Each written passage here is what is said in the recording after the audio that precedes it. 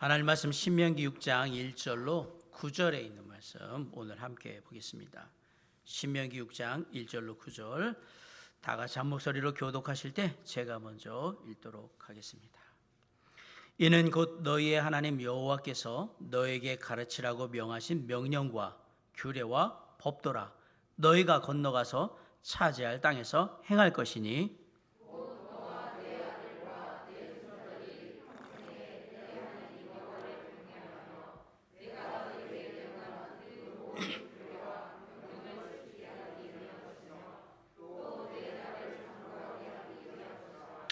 이스라엘아 듣고 삼가 그것을 행하라.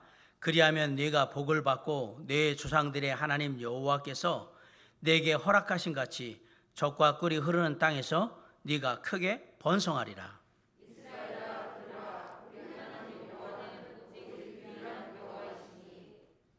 너는 마음을 다하고 뜻을 다하고 힘을 다하여 네 하나님 여호와를 사랑하라.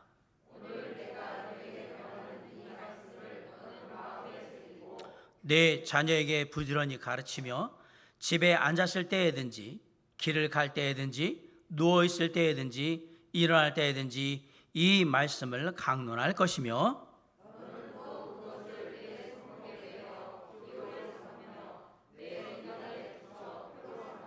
구절 다 같이 또 내 집 문설주와 바깥문에 기록할지니라. 아멘.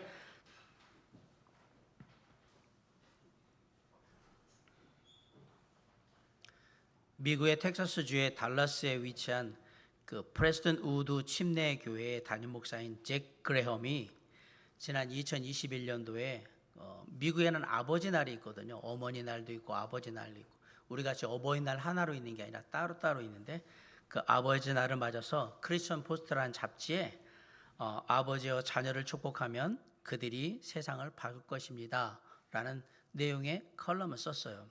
그 칼럼의 내용 중에 보면 이런 내용이 나와요. 가족에게 눈에 보이는 좋은 선물을 주는 것은 확실히 즐거운 일입니다.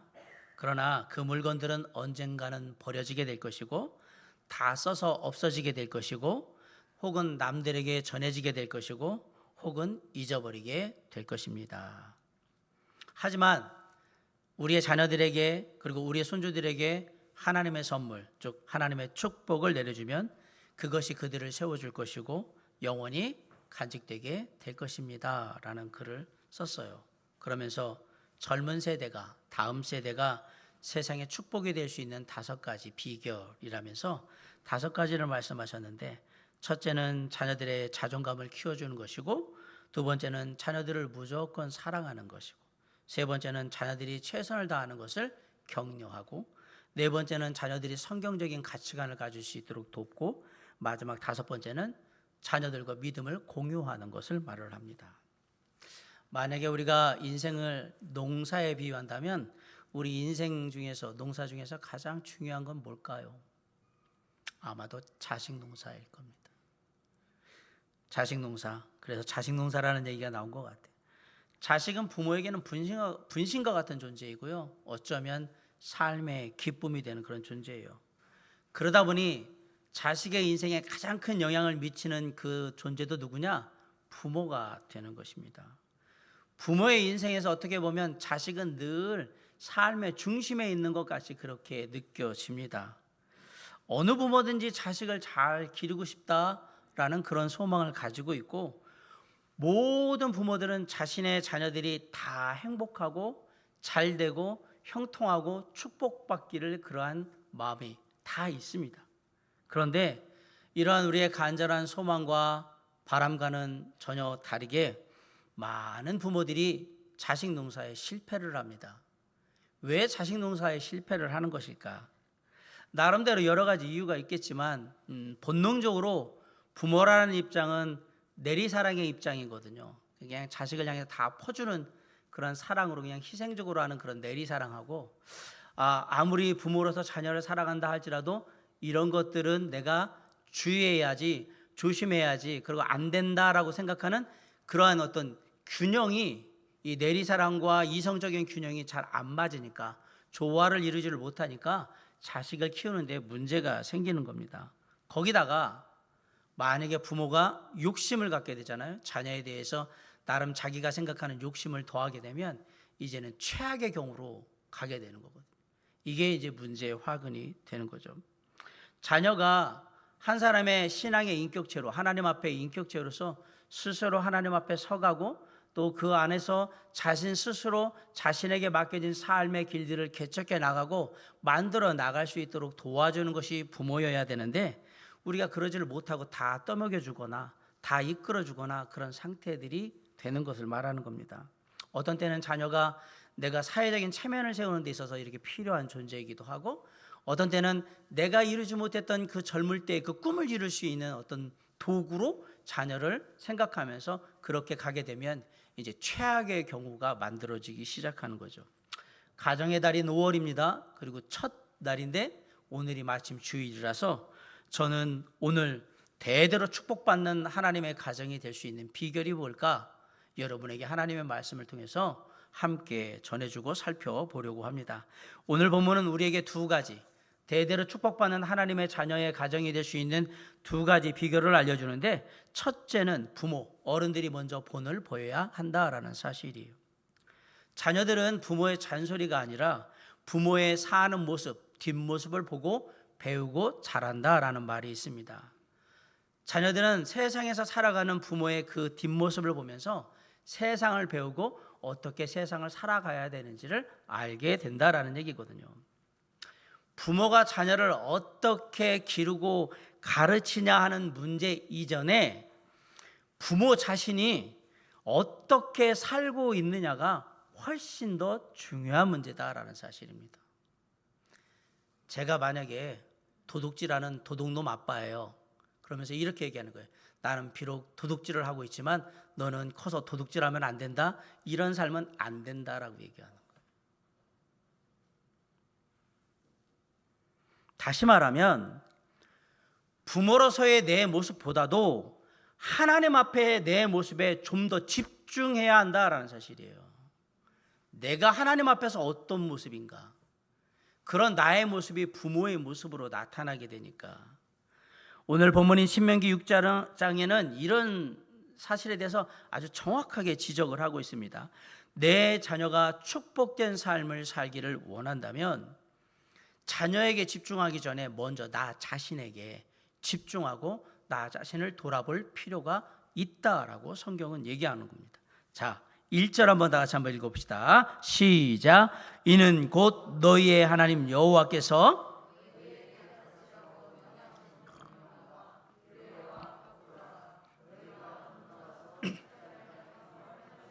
네, 여기 1절에서 말하는 건너가서 차지할 땅은 가나안 땅을 말합니다.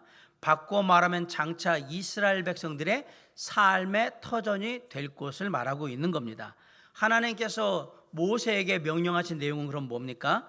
이스라엘 백성들이 삶의 현장, 삶의 터전에 가서 그들이 삶을 통해, 행동을 통해 지켜나가야 될 게 무엇인지를 지금 얘기하고 있는 거예요. 그것을 명령, 규례, 법도라는 말로 바꾸고 있는데, 결국 이거 간단하게 표현하면 하나님의 말씀을 따라 살아라, 이렇게 얘기한 거예요. 모세의 사명은 뭐냐?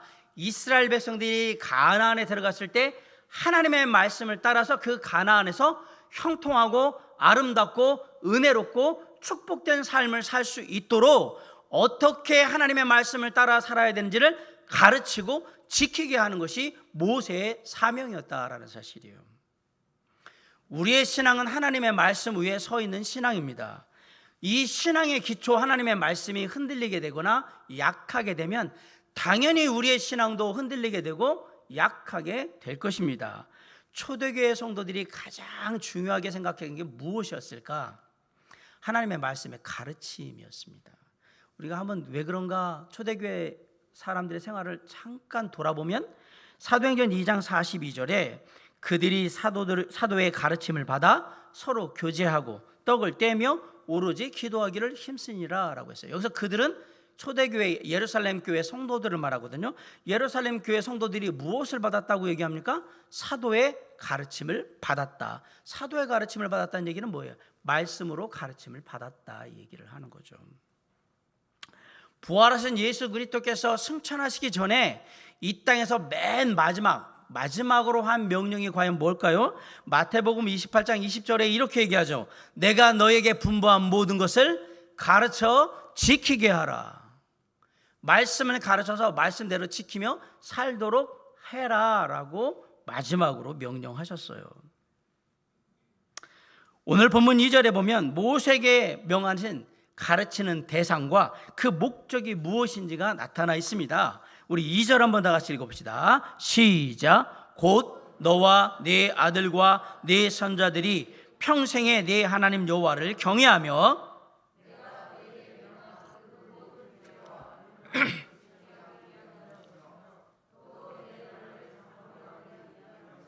네, 오늘 본문 2절에 보면 가르침의 대상이 셋이 나옵니다. 첫째는 너, 두 번째는 네 아들, 세 번째는 네 손자들 이렇게 나와요. 그런데 이 말씀에서 가르침을 받는 순서를 잘 기억하셔야 합니다. 누가 먼저 가르침을 받아야 한다고 되어 있습니까? 누가 먼저? 역시 우리 성도님들은 정말 탁월하세요. 이렇게 물어보면 보통 사람들은 너 이렇게 하는데 너가 아니라 나. 누구 먼저?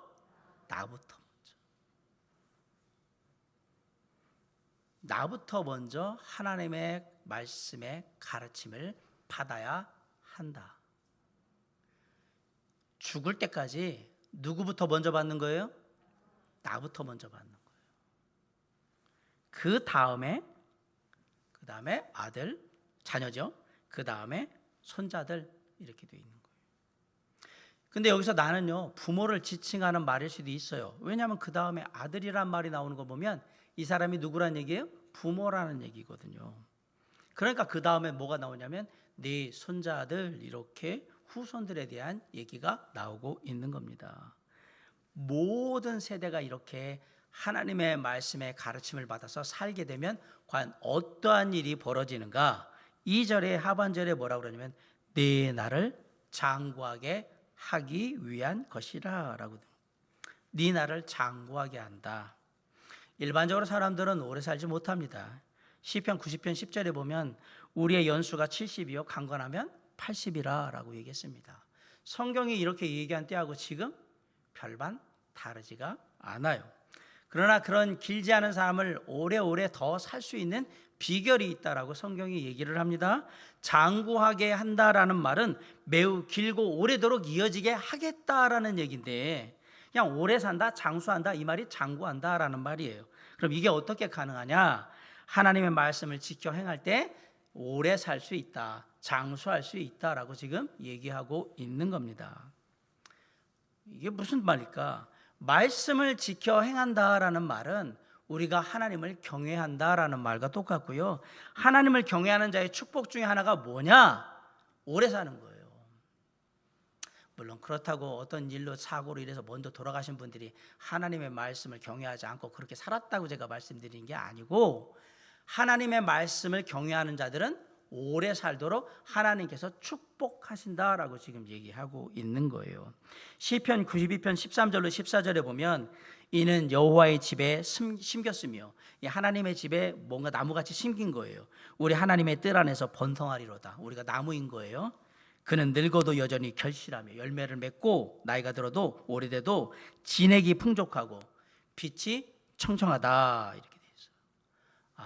하나님의 마음에 심겨져 있는 그 안에 들어있는 사람들은 늙어도 여전히 결실하고 진액이 풍족하고 그리고 빛이 청청하다, 푸르다 이렇게 얘기를 한 겁니다. 3절에는 말씀의 가르침을 받고 살 때에 그걸 행할 때에 임하는 또 다른 하나님의 축복이 기록되어 있습니다. 자, 우리 3절 한번 다 같이 읽읍시다. 시작. 이스라엘아 듣고 삼가 그것을 행하라.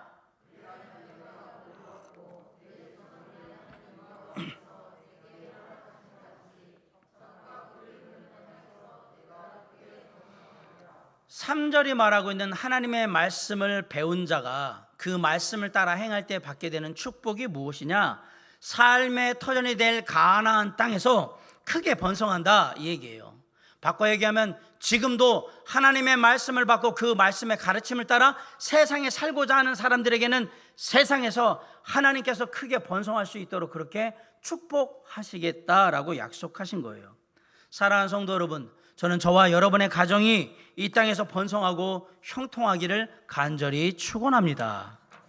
창조주 하나님께서 모든 것의 주관자 되신 전능하신 하나님께서 저와 여러분의 가정 그 모두에게 하나님의 놀라운 축복을 부어주시기를 정말 간절히 소망합니다.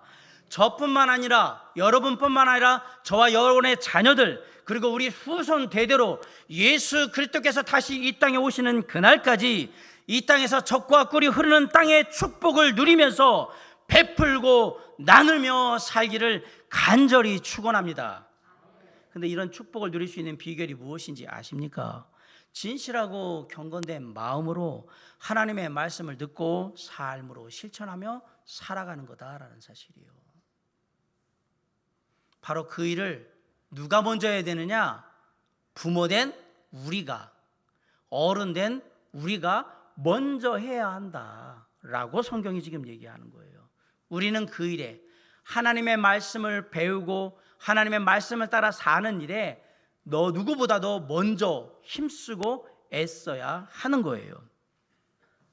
여러분들 혹시 예전에 학교 운동회 같은 걸 하면 체육대회 같은 걸 하면 맨 마지막에 하는 종목이 뭔지 혹시 기억하십니까?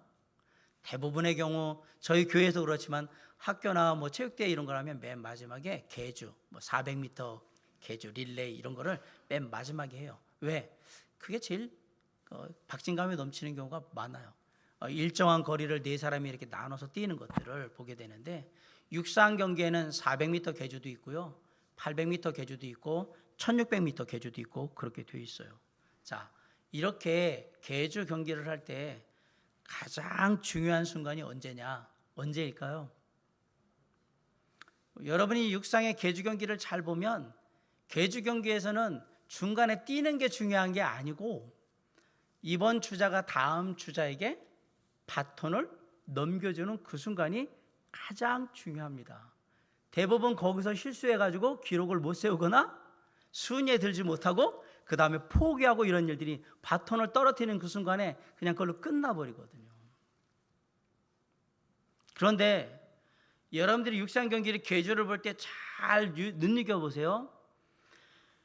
이 먼저 앞에 달렸던 사람 앞에는 다음 주자가 기다리고 있는데 이 다음 주자에게는 바톤을 반드시 받아야 되는 구간이 있어요. 그 안에서 반드시 바톤을 터치를 해야 돼요. 그러려고 하면 다음 주자는 이 바톤 터치 구간의 맨 끝에, 그러니까 달려오는 사람에게 가장 가까운 쪽에 끝에 서 있어요. 그러다가 달려오는 주자가 막 오면 어느 순간 바톤을 잡는 게 아니라 어떻게 하죠? 앞으로 확 달려나가요. 그러면 뒤에서 달려오던 주자는 그 앞에 있는 주자의 속도보다 더 빠르게 막 달려가서 바톤을 넘겨줘야 되는 겁니다. 뒤에서 바톤을 가지고 온 주자가 가장 힘을 쓰는 때가 언제냐? 바로 요 기간인 거예요. 여기 마지막으로 내 바톤을 넘겨줘야 되는데 속도를 더 내서 줄이지 않은 상태에서 그대로 다음 주자도 가게 만들려고 하면 내가 한 발 더 뛰어야 되고 더 힘을 내서 바톤을 넘겨줘야 다음 주자가 그걸 받아가지고 달려나가게 되는 거란 사실이에요. 여기에 중요한 영적인 교훈이 있습니다. 믿음의 계승도 똑같습니다. 나는 교회 다니면서 이렇게 살았으니까 너희들도 알아서 살아라, 이렇게 하시면 안 됩니다. 사랑하는 성도 여러분, 그리고 특별히 장년부, 저를 포함한 모든 어른 여러분, 저와 여러분의 목숨이 다하는 힘을 다해서 우리의 자녀들에게, 우리의 다음 세대들에게 우리의 신앙을 던져줘야죠. 그리고 우리가 널브러지든 쓰러지든 해야지, 에이 모르겠다 가지고 가라 이렇게 던져주면, 아니면 나 힘드니까 네가 와서 가져가라 이렇게 하면 안 된단 말이에요. 믿음의 계승은 그렇게 가는 게 아닙니다. 부모가 먼저 본을 보여야 된다는 사실은 우리가 있는 힘을 다해서 그것을 넘겨줘야 한다는 얘기예요. 믿음의 바톤을 넘겨주셔야 돼요. 그런데 여러분 기억하세요? 다음을 기다리고 있는 주자는 앞에 주자가 처음 스타트해서 뛰어오는 그 모든 순간을 다 지켜보고 있습니다. 언제쯤이면 나한테 올 거라는 것도 다 예상을 하고 있습니다. 그때 만약에 다음 주자가 설렁설렁 뛰는데 최선을 다하지 않는데 거기다가 뛰다가 오다 중간에 또 딴 데 보다가 막 이러다가 얘 빨리 와야 되는데 왜 안 와? 앞에 주자가 만약에 그렇게 한다고 생각을 해보세요. 야, 이걸 이렇게 뛴다고? 다음에 기다리고 있는 우리의 자녀들과 우리의 후손들은 우리가 어떻게 뛰어왔는지를 다 지켜볼 거예요. 지금 우리가 세워라 내어라 하면서 털레털레 지금 갈 때가 아니라는 사실을 기억하셔야 합니다. 그렇게 가면 우리의 자녀들도 그렇게 된단 말입니다. 우리가 정신 똑바로 차려야 합니다. 내가 느슨해지면 여기 이 정도 뛰다가는 그냥 이렇게 뛰어도 되는 거구나. 안 되면 가서 밥도 먹고 오고 쉬었다가 앉았다가도 오고 막 그런 신앙도 뭐 그런가. 가끔은 뭐 신앙도 그냥 팽개치고 교회도 안 나왔다고 막 그러다가 그렇게 가는 거구나. 우리가 뛰어가는 모습들을 우리의 자녀들이 우리의 후손들이 보게 될 때 그들도 우리를 보고 그대로 할 거라는 사실. 무섭지 않습니까? 두렵지 않습니까? 사랑하는 성도 여러분, 우리는 끝까지 이 땅의 삶을 다하는 그날까지 내가 예수 믿었다면 끝까지 최선을 다하고 그리고 마지막 믿음의 바톤을 우리의 자녀들에게 넘겨준 후에 장렬하게 주님의 나라로 가야 할 줄 믿습니다. 그 각오로 하루하루 달려나가는 거예요. 내게 믿음 안에서 쉼이란 없어요. 나태함이란 있을 수 없어요. 오로지 최선을 다해서 주님이 원하시는 그 길을 향해 내가 뛰든지 걷든지 최선을 향해서 가는 거예요. 그러다 마침내 나의 믿음의 바톤을 나의 자녀들에게 후손들에게 넘겨주고 우리의 다음 세대들에게 넘겨주고 나는 거기서 이제 주님의 나라로 가는 거예요. 사랑하는 성도 여러분, 그 일을 위해서 부모된 어른된 우리가 먼저 본을 보이셔야 합니다. 말씀의 가르침을 겸손히 받고 그 가르침을 삶에 녹여내면서 겸손히 살아갈 때에 우리의 자녀들은 그것을 보게 될 것이고 우리의 모습을 따라하게 될 것이며 마침내 저와 여러분 우리의 가정에 하나님의 놀라운 축복과 은혜가 늘 풍성하게 임하게 될 것입니다. 대대로 축복받는 하나님의 가정이 되길 원하십니까? 먼저 부모된 어른된 우리가 하나님 앞에 본을 보이는 말씀의 가르침을 받고 그 말씀의 가르침을 따라 사는데 본이 되는 삶을 삶으로 우리의 자녀들을 이끌어주고 우리의 후손들을 믿음의 가정으로 계속해서 유지할 수 있도록 힘이 되어주는 저와 여러분이 될 수 있기를 주님의 이름으로 간절히 축원합니다. 우리의 가정이 대대로 축복받는 하나님의 가정이 될 수 있는 두 번째 비결, 말씀의 가르침을 깊이 새기셔야 합니다. 신명기 6장 4절 밑에 이하의 말씀은 구약시대뿐만 아니라 오늘날을 사는 경건한 이스라엘 사람들이 아침 저녁으로 암송하면서 묵상하는 그런 말씀이에요. 흔히 이 구절을 쉐마 구절이라고 합니다. 히브리어로 쉐마라는 말은 들으라 이 얘기예요. 하나님의 말씀을 들어라, 이게 쉐마 이런 얘기예요. 먼저 4절과 5절에 보면 뭘 들어야 되느냐, 하나님의 말씀을 들어라 하고 명령하는 첫 번째, 유일하신 하나님을 사랑하라라고 얘기를 하고 있습니다. 자, 우리 4절 5절 한번 읽어볼까요? 시작. 이스라엘아 들으라.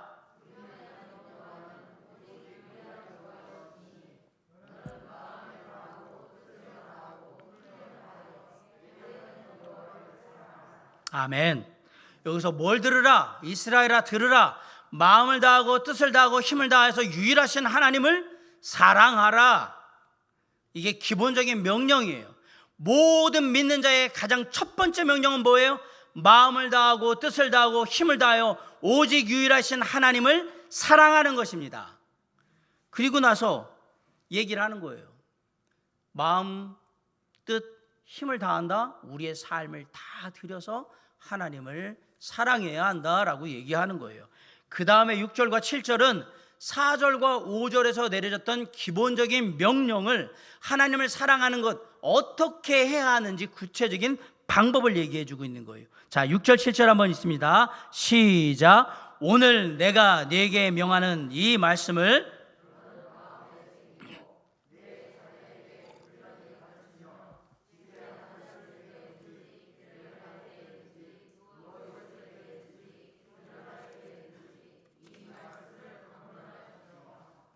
여기 보면 이 말씀을 너는 마음에 새기고 말씀의 가르침을 먼저 받아라 라고 얘기했잖아요. 부지런히 뭐 하라고요? 가르치고 자녀에게. 그 다음에 이 말씀을 어느 때든지 강론할 것이며 말씀을 나누고 함께 하라는 얘기예요. 하나님을 사랑하는 구체적인 방법이 뭐냐? 말씀을 가르치는 거였어요. 그리고 마음에 새기는 거였어요. 그런데 여기서도 순서가 중요합니다. 순서. 내가 먼저 뭐 하고 난 다음에 말씀의 가르침을 마음에 새긴 다음에 그 새겨진 말씀을 가지고 뭐 한다? 자녀들에게 가르치고 부지런히 가르치라고 얘기한 거예요. 내가 먼저 말씀의 가르침을 받고 삶으로 마음에 새기고 삶으로 그것을 녹여낸 다음에 그걸 가지고 자녀들에게 가르치라라고 지금 얘기를 하고 있는 거예요. 결국 여기서의 가르침은 말로 하는 가르침이 아니라 삶으로 하는 가르침입니다. 삶으로. 이렇게 삶으로 하나님의 말씀을 전하게 될 때, 가르치게 될 때 사람들은 변하게 된다. 그리고 우리가 자녀들뿐만 아니라 다른 사람들에게도 이렇게 하나님의 말씀을 전하게 될 때 그들이 변하게 될 것이다 라고 말씀하고 있는 거예요. 사랑하는 성도 여러분, 저는 저와 여러분의 가정이 세상에서 선한 영향력, 좋은 영향력을 끼치는 그런 하나님의 가정이 되기를 간절히 소망합니다. 누구든지 저든지 여러분이든지 우리의 자녀들이 세상에 나갈 때 많은 사람들에게 좋은 영향을 끼쳐서 세상을 조금 더 밝게 만들고 아름답게 만드는 그러한 가정, 그 가정의 일원으로서 잘 자라갈 수 있기를 간절히 축복합니다. 그런데 그 방법이 바로 앞에서 말한 삶으로 말씀을 배우고 전함으로 말씀 안에서 끊임없이 변화하는 것이다 라는 사실을 오늘 얘기해 주고 있는 거예요. 구체적인 방법이라는 건 언제든지 항상 현장에 관계되어 있어요. 현장에 가서 문제가 일어났을 때 이걸 구체적으로 어떻게 할 거냐라는 것들이 우리가 논의가 되잖아요. 마찬가지예요. 우리의 신앙도 삶의 현장과 연결되지 않으면 그 신앙은 어린 신앙인 거예요. 뭔지 모르는 신앙. 어떻게 보면 그냥 머리로 생각만 하고 있는 신앙인 거예요. 삶으로 이루어지지는 않는 신앙. 연결되어 있지 않기 때문에 그래요. 우리가 신앙생활을 한 시간들이 점점 길어지는데 내가 하나님의 말씀을 가르침을 배우고 함께 하는데도 불구하고 내 삶에 큰 변화가 일어나지 않는다. 그저 그렇다. 나는 신앙생활 나름 열심히 오래 했다고 생각하는데 뭐 변화가 없다. 그렇다면 여기에는 세 가지 이유가 있을 거예요. 첫째, 신앙에 대해서 말씀으로 잘못 배웠거나, 두 번째, 제대로 배웠는데 변질이 됐거나, 세 번째, 제대로 배웠는데 타락했거나. 셋 중에 하나.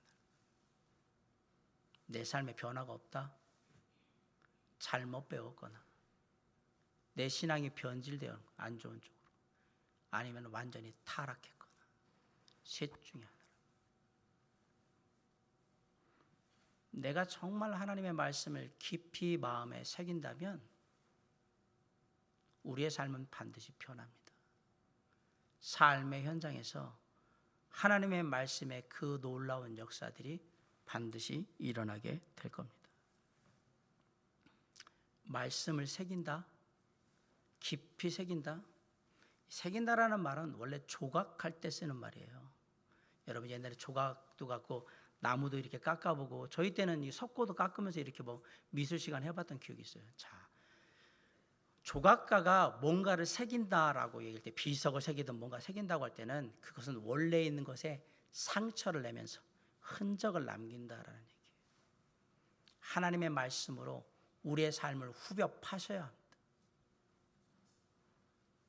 그러면 이 말씀은 절대로 없어지지 않습니다.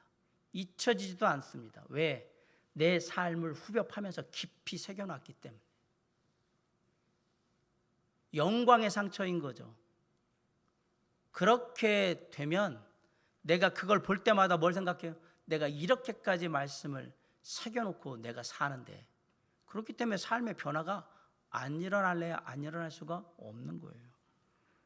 왜 변화가 일어나지 않을까? 새기지를 않고 물에다가 쓰니까 그렇죠.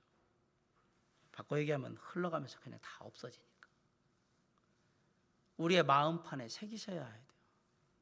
하나님의, 지금 제가 오늘 하는 이 설교의 내용의 중요한 내용을 마음판에 정말 피 흘리는 마음으로, 정말 피땀 흘린 마음으로 여기다 쓰셔야 돼요. 목사님이 얘기하셨어. 죽기를 다하는 힘으로 우리의 신앙의 마지막을 전해주고 가야 한다고. 그럼 마음판에 새기시란 말이에요. 그러면 자녀들을 향해서 더 기도하게 될 테고 내 태도가 바뀌게 될 거예요. 그들이 지옥 가서 영원히 죽는 것보다는 내가 지금 하는 게 나은 거예요. 그런 마음으로 가셔야 한다라고 얘기를 드리는 거예요. 그렇게 우리가 하나님의 말씀을 깊이 마음에 새기면 우리의 삶에 반드시 변화가 일어나요. 아프니까, 힘들었으니까 변화가 일어나게 돼요. 이젠 다시는 아프길 원하지 않고 힘들기를 원하지 않기 때문에 이건 하지 말아야지, 이렇게 해야 되지, 이렇게 바뀐단 말이에요. 그게 우리의 삶에 말씀의 선한 영향이 되는 거예요. 하나님의 말씀을 우리의 삶에 적용한다는 건 아프고 힘든 일입니다. 이 마음에 새기는 일이기 때문에 그런 거예요. 아, 이래야지, 그렇게 해야지, 이게 아니에요. 내 삶에 녹여낸다는 얘기는 내 삶에 그게 들어와야 되는데, 없던 것이 들어오면 사람은 아프고 힘들게 돼 있어요. 싸우게 돼 있어요. 그 시간들을 통해서 하나님의 말씀의 모든 열매들이 내 삶을 통해서 이렇게 전해지기 시작하는 거예요. 그럼 변하죠, 당연히. 내 말투가 변하고 내 행동이 변하고 당연히 변하죠. 내가 거칠게 말했던 것 때문에 말씀을 마음에 새기면서 그 피를 흘리며 마음에 정말 아픔을 가지고 내가 이렇게 왔는데 예전같이 그렇게 하면 안 되지라는 것들이 생기게 되는 거죠. 그렇게 할 때 우리가 선한 영향을 끼치는 하나님의 자녀들이 되는 겁니다. 그때 비로소 우린 얘기하는 거예요. 아, 내가 변한 걸 보니까 내가 성공했구나. 내 신앙이 그래도 헛되지는 않았네. 성공한 신앙생활은 그때 얘기하는 겁니다. 세상에서 돈 많이 벌고 세상에서 유명해지고 세상에서 높은 지위를 가지고 그것들을 성공이라고 얘기하는데 성경은 그런 걸 성공이라고 얘기를 하지 않습니다. 1990년도에 MBC에서 방영된 드라마가 하나 있어요. 똠방각화라고.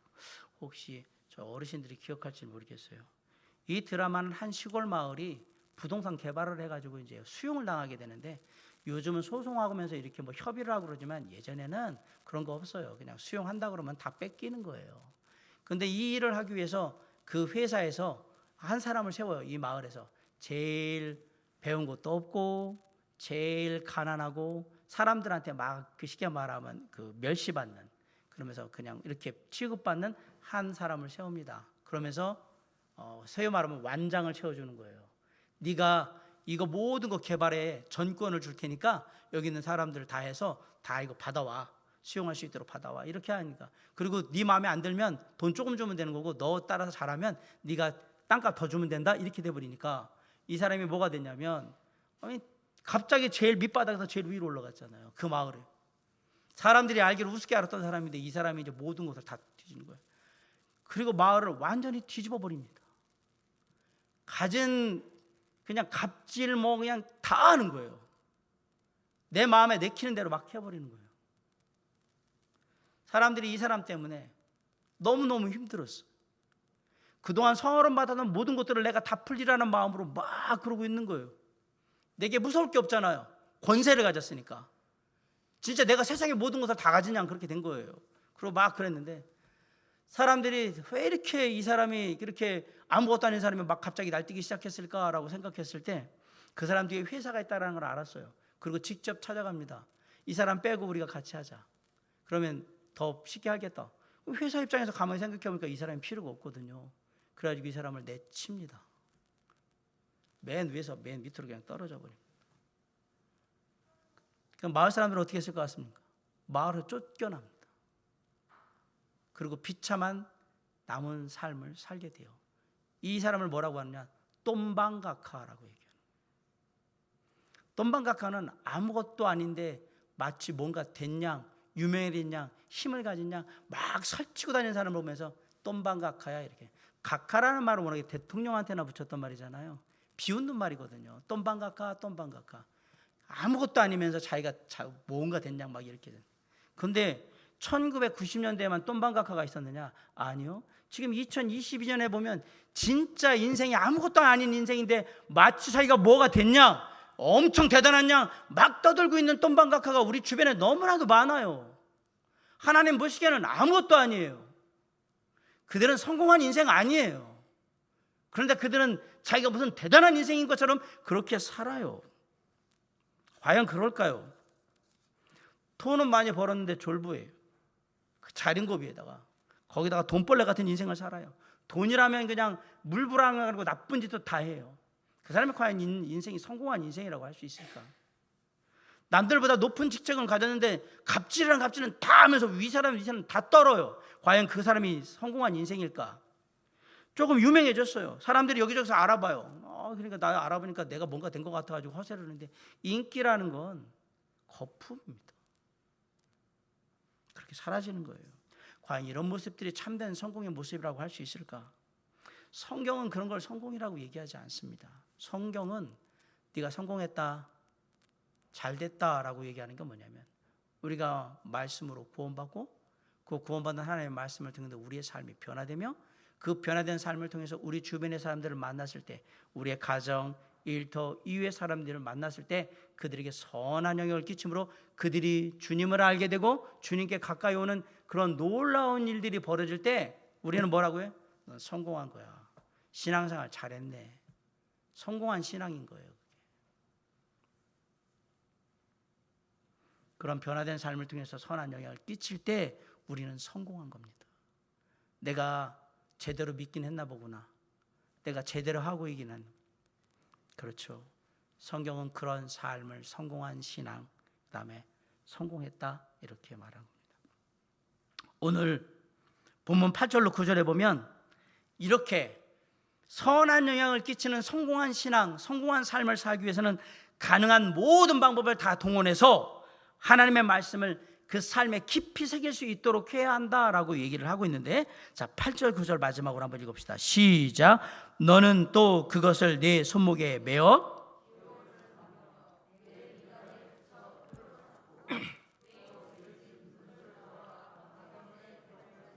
아멘. 8절 말씀은 테필린이라는 것에 대한 얘기입니다. 테필린.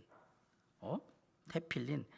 테필린은 오늘 본문의 말씀인 신명기 6장 4절로 9절 말씀과 신명기 11장 13절로 21절의 말씀을 적어서 담아둔 작은 가죽 상자예요. 쉽게 말하면 성구함이라고 보시면 돼요. 여러분 인터넷에 테필린 치면 요만한 이렇게 가죽 그 상자가 있을 거예요. 네모난 상자를 이스라엘의 정통 유대인들이 차고 있는 거나 이렇게 머리에 뚜들 들은 거 볼 거예요. 정통 유대인들은 이 테필린을 보통 두 개를 가지고 있는데 하나는 손목에 차고 있고요. 다른 하나는 이마에 이렇게 잡아서 메고 있어요. 그러면서 아침에 기도하고 하나님의 말씀을 묵상할 때 그렇게 하고 하는 거예요. 자, 그러면 테필린을 손목에 차는 이유가 뭐냐? 손이라는 건 뭔가 일을 하는 행동이잖아요. 테필린을 손목에 찰 때는 우리가 무슨 일을 할 때든 그 일에 반드시 기준은 무엇이 되어야 된다? 하나님의 말씀이 되어야 한다라는 의미입니다. 내가 하는 모든 일들은 다 하나님의 말씀의 뜻을 따라서 이루어져야 한다. 이게 손목에 테필린을 차는 이유고, 그럼 이마에 잡아 매는 테필린은 무슨 의미냐? 내 머리에 세상적인 생각이나 원리를 넣지 말고 하나님의 말씀의 가르침에 교훈을 넣어서 세상을 살아갈 때 하나님의 말씀의 가르침을 따라서 살도록 해라라는 의미가 바로 이마에 그 테필린을 잡아 매는 거였던 거예요. 9절은 매주자라는 것에 대한 얘기예요. 매주자는 테필린에 들어있는 하나님의 말씀을 똑같이 적은 양피지를 돌돌돌돌 말아서 넣은 원통형의 나무 상자예요. 원통으로 되어 있는 나무 상자가 매주자예요. 이 매주자는 오늘 9절에 보니까 문설주와 바깥문에 기록할지니라 이렇게 돼 있잖아요. 문설주는 집안의 기둥이에요. 기둥. 집안의 기둥 얘기하는 거예요. 그럼 거기에다 하나 묶어놓고 붙여놓거나 바깥문 있는데 들어오는데 거기다가 하나를 또 붙여놔요. 이렇게 묶어놔요. 그러면 집안의 문설주 기둥에다가 매주자를 묶어두는 이유는 뭐냐? 이 집은 우리 집의 핵심, 우리 집의 기둥, 우리 집의 중심 기준은 뭐다? 하나님의 말씀입니다. 이 얘기예요. 두 번째, 바깥문에 그것을 두는 이유는 뭐냐? 내가 이 하나님의 말씀을 중심으로 삶은 이 집에서 밖으로 나가 세상에 나아갈 때, 세상에 나가 살 때도 항상 무엇을 기준으로? 하나님의 말씀을 기준으로 산다라고 해서 이스라엘 사람들은 매주자의 입을 맞추고 나가면서 이거 만져보고 그러고 나가는 거예요. 나는 하나님의 말씀을 따라 살겠다. 바깥 문으로 나갈 때에도 그렇게 하고 들어올 때도 만지고 입을 맞추고 그러고 들어오는 거예요. 나는 항상 하나님의 말씀을 마음에 새기면서 살기를 원한다. 그렇게 살겠습니다 라는 다짐이 바로 이런 거예요. 그래서 테필린을 만들고 매주자를 만들었던 거예요.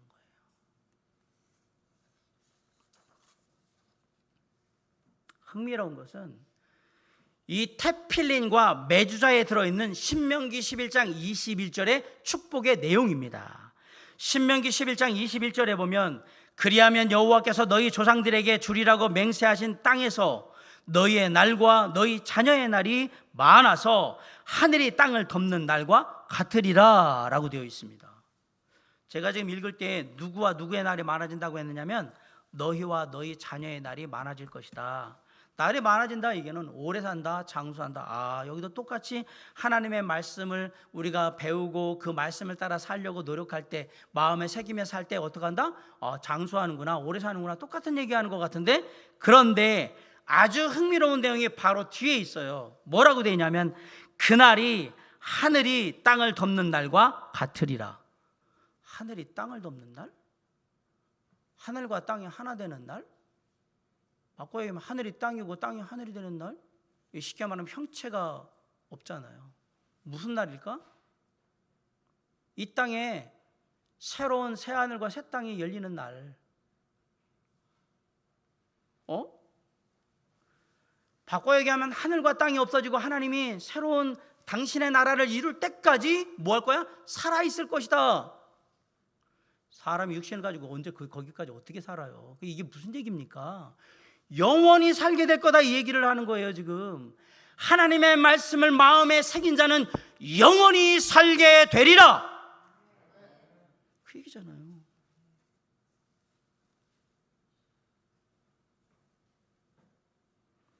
말씀을 마음판에 깊이 새기는 자는 하늘과 땅이 없어지는 날까지 영원히 살게 되리라.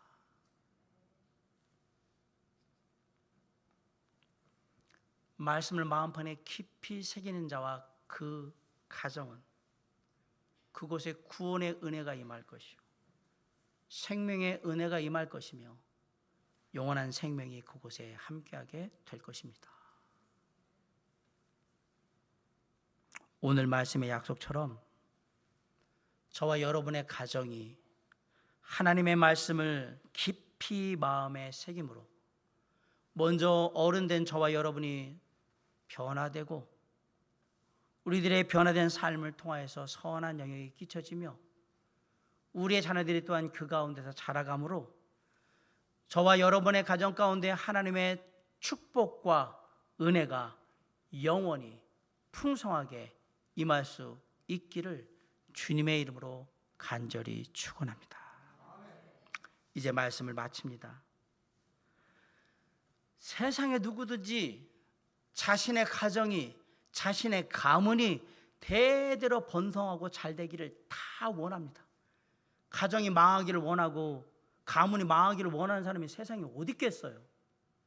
근데 오늘 본문에 보면 우리의 가정이 대대로 하나님의 축복을 누릴 수 있는 비결이 의외로 간단하게 말을 해요. 첫째는 뭐예요? 부모된 어른된 저와 여러분이 먼저 하나님의 말씀을 배우고 받는데 앞장서서 그 말씀을 겸손히 받는 그런 모습을 통해서, 그리고 그 말씀을 따라가는 모습을 통해서 자녀들에게 삶의 모습을 보여줘라 라고 얘기를 하고 있습니다. 그러면 자녀들과 우리의 후손들이 그러한 저와 여러분의 모습을 보고 그렇게 믿음의 삶, 신앙의 삶을 살게 될 것이다. 그 어떤 일이 있어도 우리의 자녀들이, 우리 아버지 어머니는 신앙으로 실패하신 분이 이 얘기는 나오십니다. 비록 자녀들이 예수를 믿지 않더라도 최소한 내가 아는 한 우리 아버지나 우리 어머니는 정말 예수 그리스도와 하나님과 교회를 사랑하는 그런 분이셨다. 평생을 그렇게 사셨고 우리를 위해서 하나님 안에서 기도하는 삶을 사셨던 분이다라고 얘기해야지. 그게 저와 여러분의 소망이 되길 간절히 바랍니다. 그 모습을 우리의 자녀들, 우리의 후손들이 배우고 따라서 자라기를 간절히 축원합니다. 그렇게 하려면 우리에게 전해진 하나님의 말씀을 마음속 깊이 새기셔야 합니다. 우리의 마음판에 쓰지 마시고요, 깊이 새기시기 바랍니다.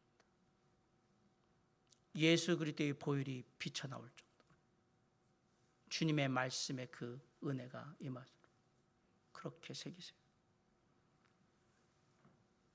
말씀이 마음에 새겨질 때마다 아프고 힘들 거예요. 그때마다 기억해야 돼요. 이 말씀이 나를 주님의 모습으로, 주님 닮은 모습으로 변하게 할 것이다. 이 말씀의 능력이 세상의 선한 영향력이 되어서 많은 사람들을 하나님 앞으로 인도하게 할 것이며 우리의 가정, 우리의 자녀들이 주님 안에 거하게 할 것이다. 마음에 새기시기 바랍니다. 아프지만 아픈 가운데서 마침내 그곳에 영원한 하나님의 축복이 임하게 될 것입니다. 결국 부모와 자녀를 잇는 축복의 통로가 뭐냐?